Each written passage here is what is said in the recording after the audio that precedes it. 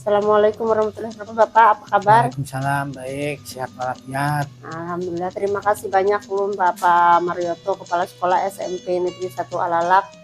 Pertama, selama ini Pak, dalam penanganan dan dalam masalah-masalah yang ada di sekolah, ini bagaimana Pak caranya memilah antara dilema etika dan bujukan moral. Dalam artian dilema etika itu baik sama baik, kemudian ada baik dengan hal yang buruk untuk memutuskannya.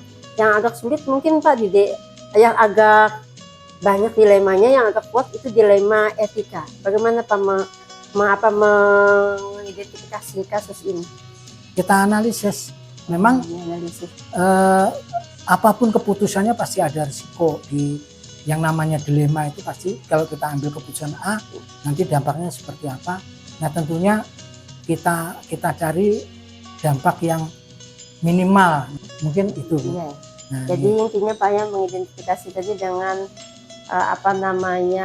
sering berkomunikasi ya, dengan guru-guru, berkolaborasi ya, juga ya Pak ya. Ya. Kemudian bagaimana menjalankannya tadi di sekolah ini untuk kan ada sama-sama nilai kebaikan ya, Pak. Ya. Nah, bagaimana ini Pak menjalankannya? Ya kebijakan selaku kepala sekolah ya Bu, kalau itu memang keputusannya, karena keputusan itu harus diambil, tidak bisa tidak. Nah, prosedur yang diambil biasanya apa Pak?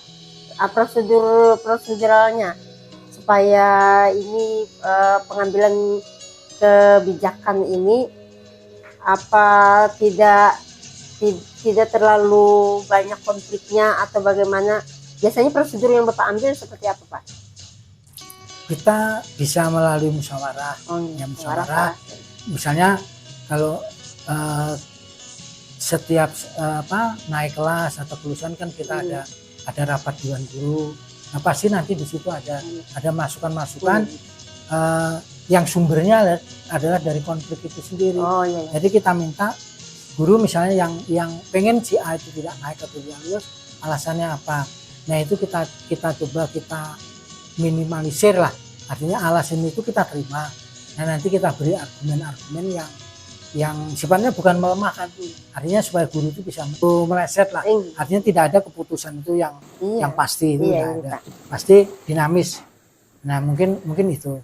Selama ini Pak yang efektif dalam pengambilan keputusan itu yang seperti apa menurut Bapak? Yang efektif Pak? Yang efektif ini ya melalui itu tadi, karena keputusan bisa kita peroleh hari itu juga. Iya. Kalau misalnya melalui kuesioner atau kelamaan. Jadi pada saat ada konflik itu muncul, kalau bisa kan jangan ditahan mungkin besok-besok, atau kita tunggu nanti rapat lagi lah. Ya hari itu juga kalau bisa, atau kita upayakan hari itu harus ada keputusan. Nah itu. Kalau tantangan Pak, tantangan yang cukup berat, tantangan yang dihadapi Pak dalam mengambil keputusan yang dilematis ini biasanya apa Pak yang Bapak rasakan atau yang Bapak alami pengalamannya? Ya kalau menurut saya ya konflik itu sendiri tantangannya. Konflik itu sendiri. Pak, ya. Apakah itu antar kelompok, antar individu, atau antar antar individu, antar kelompok. Ya antar kelompok kan. Lalu ada lagi kemudian kebenaran. Nah kebenaran dan kesalahan lah tadi. Benar, ada belas kasihan, keadilan dan belas kasihan. Atau ini karena kasihan lalu supaya bisa hadir. Nah jadi dari konflik itu sendiri sebenarnya tantangannya di situ. Nah. Jadi biasanya dalam penanganan konflik itu Bapak bagaimana Pak diselesaikan di saat itu ataukah nanti atau ada waktu tertentu Pak? Nah biasanya yang namanya konflik ini kalau bisa, kalau menurut saya itu ya jangan berkepanjangan. Apa yang dirasakan Bapak yang bisa dipetik dari masalah-masalah yang ada, konflik yang ada atau dilema yang ada, menurut Bapak apa yang bisa Bapak ambil? Nah artinya dari dilema-dilema yang muncul atau konflik-konflik yang muncul ini bagi saya pribadi ini seperti apa. Nah lalu hikmah bagi saya ya saya banyak dapat ilmu di situ. Oh cara menyelesaikan, karena manusia ini pasti punya konflik. Iya. Ibu juga pasti ada konflik. Nah, saya juga seperti itu. Betul Pak. Nah, jadi untuk menyelesaikan kayak apa? Nah, jadi kita harus pandai-pandai Iya. menyelesaikan. Iya. Nah, mungkin itu Bu Snu yang Iya. bisa saya sampaikan. Terima kasih banyak. Assalamualaikum warahmatullahi wabarakatuh. Waalaikumsalam. Assalamualaikum warahmatullahi wabarakatuh. Bapak, apa kabar Pak? Alhamdulillah baik. Kayak apa Bu? Kabar Ibu?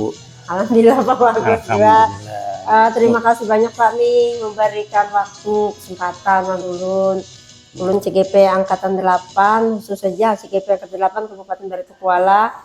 Hari ini dalam rangka melaksanakan tugas Pak ya, modul 3.1 demonstrasi kontekstual. Jadi ada sedikit yang ingin ditanyakan dengan Bapak. Bagaimana Pak Bapak bisa menentukan ini baik sama baik selama ini? Ya. Terima kasih waktunya. Untuk pengambilan keputusan dilema etika yang merupakan suatu keputusan yang sama-sama sulit lah. Karena dua keputusan yang saling bisa berpengaruh. Itu mau tidak mau kita harus mengidentifikasi masalah. Satu, melihat siapa yang terlibat, siapa orangnya yang terlibat, kepentingannya sejauh mana yang paling penting, ya itu, dan ada hubungannya enggak antara mereka berdua. Nah, ya pengen pelatihan, pengen meningkatkan karier, tapi di sekolahan sendiri terkadang kita tidak mampu kalau dua-duanya menjalankan melanjutkan keinginan mereka. Itu yang terjadi, pertama biaya, kedua guru pengganti. Nah kalau kondisi seperti itu biasanya dicari mana yang lebih tua orangnya, yang lebih mumpuni.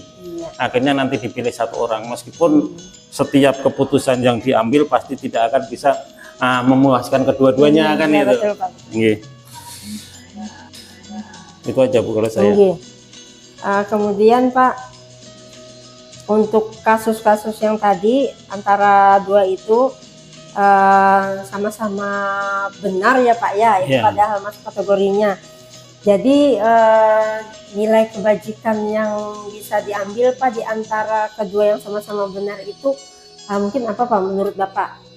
Nilai kebajikannya sebenarnya mereka itu ingin meningkatkan kemampuan diri, yaitu satu-satu dilihat. Nah, detailnya harus detail. Kalau saya ambilnya seperti itu, baru diambil nanti mana baik mana buruknya dilihat dari beberapa efek dari itu, dilihati. Kalau memang ada kemungkinan baik yang A, kita ambil yang A. Kalau baik yang B, kita ambil yang B, mengurangi. Jadi langkah yang diambil biasanya Pak untuk menentukan ini bagaimana? Nah, identifikasi masalah harus jelas Bu. Identifikasi masalahnya apa masalahnya itu, apakah sangat jangka panjang kah, jangka pendek kah? Kita harus identifikasi kecil-kecil, sedetail mungkin kalau bisa identifikasi itu harus sangat penting. Yang Bapak anggap efektif Pak, yang cara dalam memutuskan mengambil keputusan ini seperti apa menurut Bapak? Yang setelah diidentifikasi nanti kan ketemu fakta-fakta yang relevan. Nah, fakta-fakta itu yang kita pakai untuk dasar pengambilan keputusan.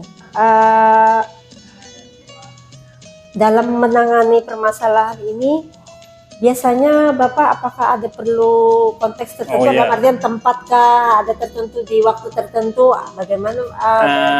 Kalau masalah temporer ya Bu, masalah-masalah yang kasus-kasus tertentu itu memang terkadang cepat, terkadang kita harus memilih waktu yang tepat karena kondisi lingkungan sekolah itu kan setiap saat berubah-ubah, ya kadang-kadang stabil, ada yang kadang-kadang yang stabil, supaya semuanya nyaman. Jadi kalau meminta tempat, terkadang ya kita carikan tempat yang pas, jangan sampai masalah yang kecil menjadi besar, kan itu. Apa yang membantu, yang sering membantu atau yang bisa membantu dalam permasalahan ini, dalam mengambil keputusan dilema etika ini? Seseorang biasa membantu biasanya seperti apa Pak, siapa? Biasanya itu kita itu kan di sini ya tentunya teman-teman yang udah berpengalaman yang Nggih. diajak kan itu, Nggih, yang iya. berpengalaman, terutama yang ada ilmunya seperti konseling kan itu kan, Nggih. dia punya ilmunya untuk mengatasi masalah-masalah yang rumit kan itu. Nggih. Mantap Pak. dari beberapa pengalaman Bapak yang sudah ada, kira-kira menurut Bapak ini pembelajaran yang bisa dipetik ya Pak dari dilema etika ini, dua hal yang sama-sama baik tapi harus dipilih, bagaimana Pak? Kalau kita memilih hal-hal yang dipetik itu dua hal yang baik, dua orang yang berbeda. Nggih. Nah itu satu aja sebenarnya, karena ada musyawarah, akhirnya tidak ada lagi pertentangan. Oh, Tinggal nunggu waktu mana yang didahulukan, setelah itu yang pertama selesai, baru yang kedua dilaksanakan. oh, iya. Mantap Pak. dari beberapa pengalaman Bapak yang sudah ada, kira-kira menurut Bapak ini pembelajaran yang bisa dipetik ya Pak dari dilema etika ini, dua hal yang sama-sama baik tapi harus dipilih, bagaimana Pak? Kalau kita memilih hal-hal yang dipetik itu dua hal yang baik, dua orang yang berbeda. Nggih. Nah itu satu aja sebenarnya, karena ada musyawarah, akhirnya tidak ada lagi pertentangan.